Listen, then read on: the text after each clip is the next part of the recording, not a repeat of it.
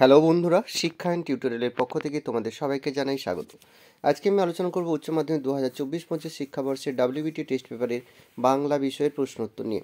যেহেতু টেস্ট পেপারের প্রায় সবকটা স্কুল এবং সেটের কোশ্চেন আনসার দেওয়া হয়ে গেছে, লাস্ট দুটো বাকি আছে, দুটো আমি আজকে দিয়ে দিচ্ছি। তোমরা এগুলো পড়তে থাকো, এরপরে আমি একে একে তোমাদের সাজেশন দেব এবং সাথে বেশ কিছু মডেল সেটও দেবো যেগুলো পরীক্ষায় আসার সম্ভাবনা রয়েছে। তাই চ্যানেলটি অবশ্যই সাবস্ক্রাইব করে রাখো, অবশ্যই বন্ধুদের মধ্যে শেয়ার করতে থাকো। দেখে নেবো একের প্রশ্ন, মৃত্যুঞ্জয় বাড়িতে থাকে, উত্তর হবে 9 জন লোক। পরের প্রশ্ন, কনক পানি চালের ভাত খান, উত্তর হবে বড়বাবু। পরের প্রশ্ন, বাসিনী লুকিয়ে উৎসবকে কী খেতে দিয়েছিল, উত্তর হবে ছাতু। পরের প্রশ্ন, কোন বারে বাদলা লাগলে 7 দিন থাকবে, শনিবারে। পরের প্রশ্ন, নির্ঘাত মরে গেছে বুড়িটা এ কথা বলেছিল, উত্তর হবে জগা। পরের প্রশ্ন, আকাশের রং ঘাস ফড়িংয়ের দেহের মতো, ঘয়ের দাগের অপশানটি হবে, বানানটা ভুল আছে, ওটা হবে কোমল নীল।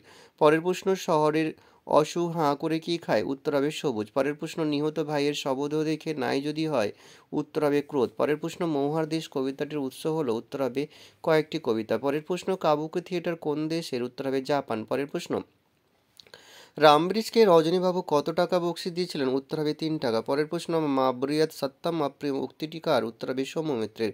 পরের প্রশ্ন, live is but walking shadow, উত্তরটি হবে সংলাপটি যে নাটকে সেটা হচ্ছে ম্যাকবেথের। পরের প্রশ্ন, বহুরূপী তখন লাটে উঠবে, বহুরূপী একটি, উত্তর হবে নাট্যগোষ্ঠী। পরের প্রশ্ন, ওহ কি শীত, সব আছে শুধু কি নেই, উত্তর হবে মানুষ নেই। পরের প্রশ্ন, আটলান্টিস নামটি যেখানে পাওয়া যায়, উত্তর হবে উপকথায়। পরের প্রশ্ন, হাসনাদলের বর্তমান নাম, উত্তর হবে পাঞ্জা সাহেব। পরের প্রশ্ন, গোবর গুহের নাম যে খেলার সাথে যুক্ত, উত্তর হবে কুস্তি। পরের প্রশ্ন, অব্যক্ত গ্রন্থটির লেখক, উত্তর হবে জগদীশ বসু। পরের প্রশ্ন, অস্বচ্ছ জল রঙের আঁকা ছবিকে বলা হয় গুয়াশ। পরের প্রশ্ন, ল ধ্বনিটি, উত্তর হবে পার্সি ধ্বনি। পরের প্রশ্ন, থিসরাস শব্দের ব্যুৎপত্তিগত অর্থ হল, উত্তর হবে রত্নাগার। এইবারে আমরা 2 দাগের এসিকে প্রশ্নগুলো দেখব। সে স্বর্গসুখ পায়, কে কিভাবে স্বর্গসুখ পায়, উত্তর হবে মহাশ্বেতা দেবী রচিত ভাত গল্পে দীর্ঘদিন পর অভুক্ত উৎসব ভাত খেতে পেয়েছিল বলে ভারতের স্পর্শে সে স্বর্গসুখ পায়।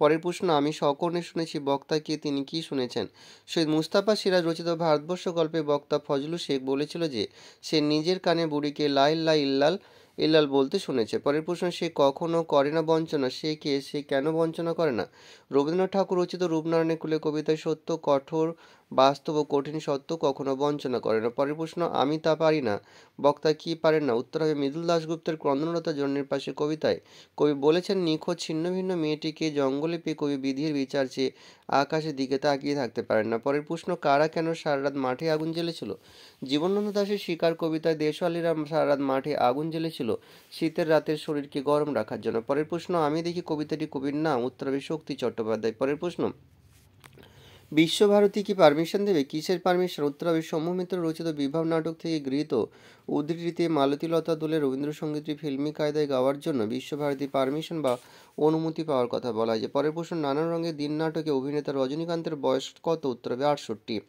পরের প্রশ্ন, রাজা রথারণ্য নাটকটি সৌম্যমিত্র একটি কোথায় দেখেছিলেন, উত্তর হবে বিভাব নাটক থেকে সংকলিত। এই উদ্ধৃতি অনুসারে নাট্যকার সৌম্যমিত্র একটি পুরনো বাংলা নাটকে দেখেছিলেন যে লেখা আছে, রাজা রথারোহণম নাটয়তি, অর্থাৎ রাজা রথে আরোহণ করার ভঙ্গি করলেন। পরের প্রশ্ন, মরা হাতির সোয়াল্লাক কার সম্পর্কে কোন প্রসঙ্গে এমন মন্তব্য করেছেন, অজিতেশ বন্দ্যোপাধ্যায় রচিত নানান রঙের দিন নাটকে বৃদ্ধ অভিনেতা রজনীকান্ত চট্টোপাধ্যায় তার অভিনয় দর্শকদের প্রতিক্রিয়া উল্লেখ করতে গিয়ে নিজেই আলোচ্য মন্তব্যটি করেছেন।